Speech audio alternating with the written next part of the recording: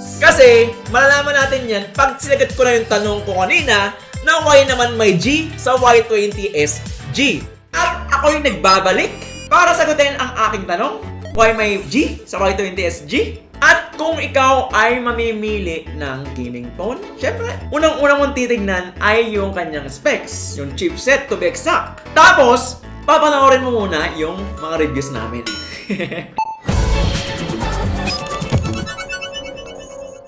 So, itong vivo Y20s G ay merong mainstream chipset na nakapokus for gaming. Of course, hindi pa din top of the line ng Helio G series of chipsets ito, pero it also has the MediaTek Hyper Engine game technology. Nakakatulong to para mabalance ang performance and thermals while gaming by managing dynamically its CPU, GPU, and memory. Then yung 6 gigs of RAM niya is good enough for gaming, tapos meron pa siyang 128 gigs of storage. Sabay-sabay nga naka-install yung mga laro na to eh. PUBG, ML, Genshin, Asphalt, dami niya no? Although, syempre, wala pa naman tong mga ibang files tulad ng pictures and video mos na talaga namang nakakaano. Pwede pa OnlyFans. May gaming optimization nga din pala to na Ultra Game Mode. Pagka naka-enable yon, tatanggalin niya yung mga phone functions na nakaka-istorbo sa laro mo. Like notifications, tawag ng jowa mo, touch prevention, at ang pinaka-importante, ino-optimize nito yung display at yung pag-balance ng frame rate at temperature. Pwede nga! May bilang ba talaga yun? And kung ayaw mo maniwala, edi don't.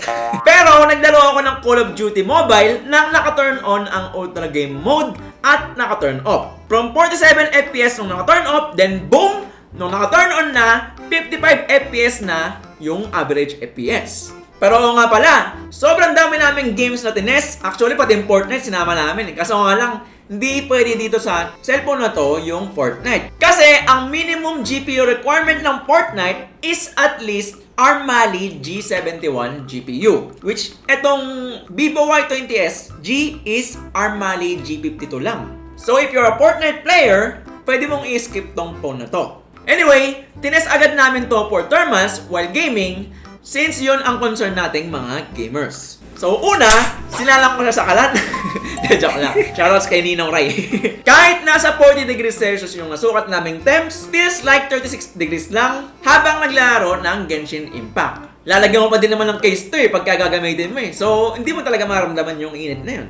Then, sinubukan ko din maglaro habang naka-plug in yung charger. Nasa 42 degrees lang naman yung inabot ng battery temps, which is pasok naman sa accepted temperature na hindi ito magde-degrade or madadamage. But hindi ko pa din talaga nire-recommend yung naglalaro ka habang nagcha-charge. O diba? Ang ganda ng temps? So talagang nakakatulong talaga yung MediaTek Hyper Engine game technology. Actually, marami pa siyang features eh. Like yung hindi madidisrupt yung mobile data mo kapag tinatawagan ka. Mga ganon. Pero yung iba, hindi naman related sa gaming. And now, anong pakiramdam niya pag nilalaro mo na? Parang iba tayong tono ko dun. 6.51 inch ang display niya, so it's good enough na for gaming. Hindi sobrang thin ng bezels, pero hindi naman siya nakakailang. Kahit yung lawit ni frontcam dito sa taas, hindi rin masyadong sagabal. May tanong ako, kaya ba na ito maglaro sa arawan? Shoutout sa mga solar boy na kalaro ko dati. Pero ang tinutukoy ko talaga ay yung brightness level. At kaya naman, since visible pa din naman siya. Yung speaker niya, literal na napakalakas.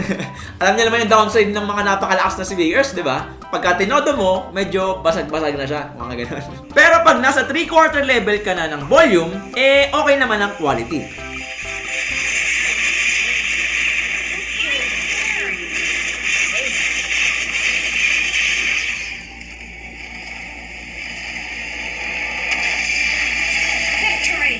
Okay yung placement ng speaker grills since nasa taas at pwede mong maiwasan pag naglalaro. Although, hindi lahat ganyan lumawak.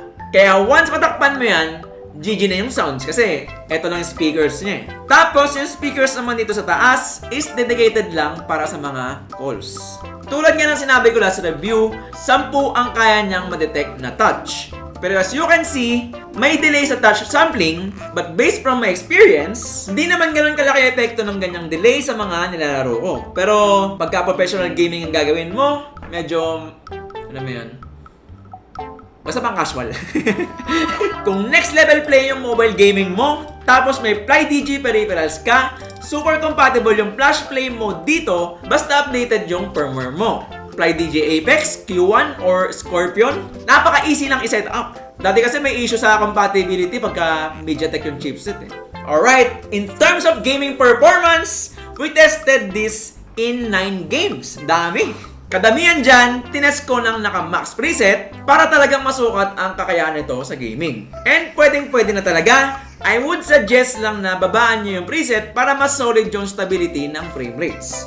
Pwedeng-pwede na for casual gaming, na-achieve niya naman yung mas important aspect ng gaming, which is yung performance. Performance over appearance, di ba? Parang... Tama naman eh. Performance over appearance. Alright? Yung battery life niya naman is suwabe lang yung pag-discharge. Naglaro ako ng Black Desert Mobile for solid 25 minutes and 6% of battery life lang ang nabawas niya. High demanding game na yon. Alright, so that's it for our overall gaming test dito sa vivo Y20s G. At nasagot ko na din ang tanong ko na bakit may G naman sa Y20s G. G is for gaming. Binitin ko ba kayo, no? Ilang linggo yun? Okay. If you want more videos like this, get subscribed, enable notifications so you won't miss another episode. Like, dislike, I don't care. See you again next week. Sub to PKT. Thank you and GG.